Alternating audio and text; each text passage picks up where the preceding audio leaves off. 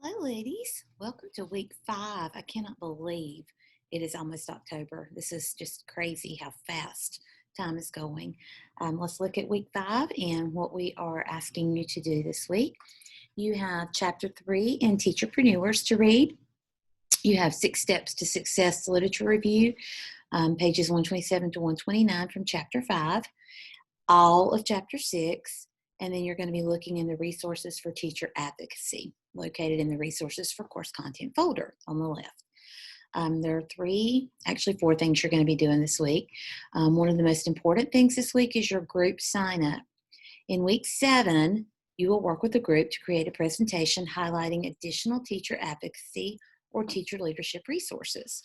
Sign up this week for your group. There will be 3 members per group. There are 12 of us in this class, so that's 4 groups of 3.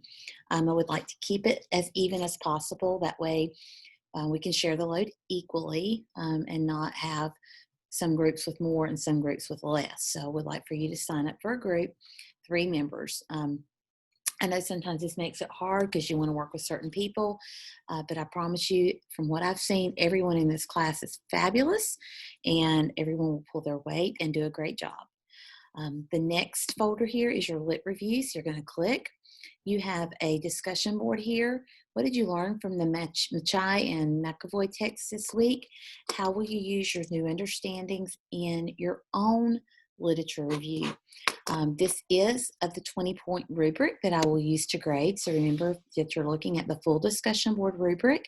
That is that it has to be in, even though responses are not required, this post is supposed to be submitted by Sunday so that those who would like to respond can. And that's down here. If you want the 4 points and want to respond, you have time to do so. Please make sure you're always connecting to course content and standards. Even if it doesn't feel like it actually fits, you can make it fit. It's always important that you're going back and reviewing those standards and reviewing the course content. So it's important that that's there. Make sure you're always watching your grammar and your APA formatting. Here's a lit review tip. Only cite those sources you have actually read. Avoid citation overkill. And if you use one source for an entire paragraph, you can save the citation for the end of the paragraph. You don't have to put it in after each little sentence. So just remember those things as you're writing your lit review. Looking ahead, in weeks 7, 8, 9, and 10, you will be required to upload the first page or link to sources you'll be using in your lit review. You may want to start looking now so that you're prepared. In week 7, you'll upload 2 sources, 8, 2 more, week 9, 4 more, and week 11, you will upload 4 more. That gets you the required 12. Of course, you can always read and use more, but you have to have at least 12. If you find your sources early, you can upload them in the appropriate week. So if you've got all your sources, just divide them into the weeks, because if you don't upload something in an assignment, I can't grade it. So you need to make sure you upload it in that appropriate week.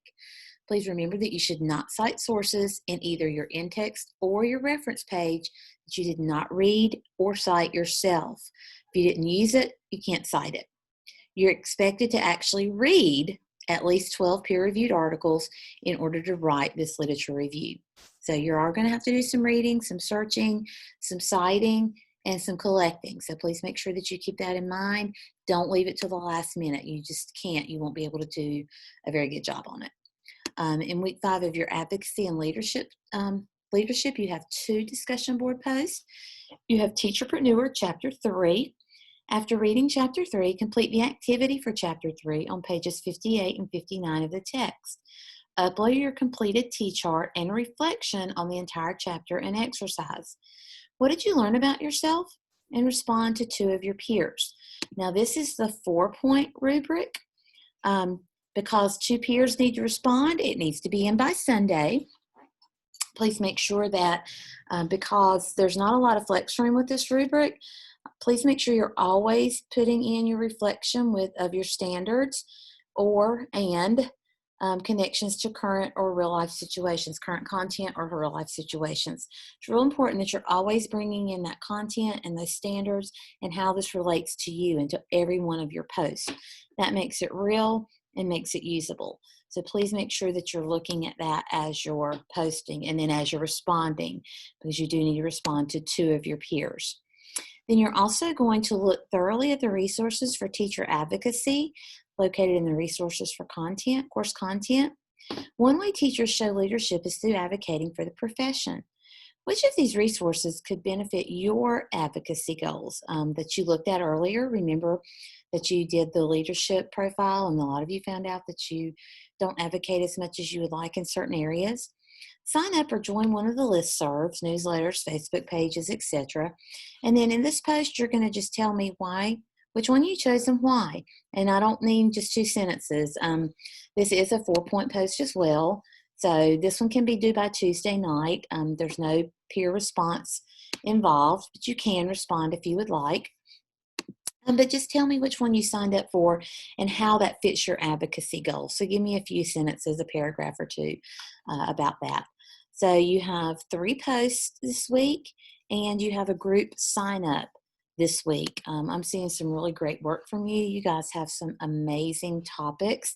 I can't wait to read your lit reviews. I'm hoping you're going to solve the world's problems because you have a lot right now.